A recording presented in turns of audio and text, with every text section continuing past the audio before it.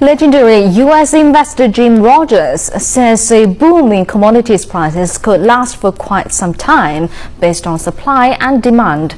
He made the comments in an exclusive interview with China Central Television on Tuesday after he was hired as a senior advisor to the Dalian Commodity Exchange. And Rogers also says commodities will perform the best and will still be the best place to invest during the world economic recovery.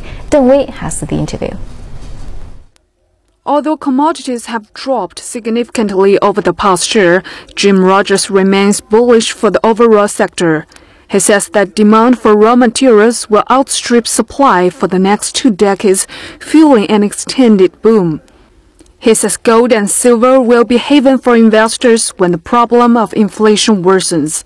You have inflation in the world, it's going to get much worse, and historically gold and silver have been a way to protect yourself when there has been inflation. Rogers says current commodities prices have started to rebound due to rising demand. Major global economies are all turning to the commodities market. He expects China to play a bigger role. Well, China has been buying more commodities, but so has everybody else. Remember that the Chinese economy is a successful economy. I wish China were... someday China will be rich enough and powerful enough to control all of the markets like that. Rogers also praises China's move to launch the Growth Enterprise Market Board, saying it's a wise and right decision.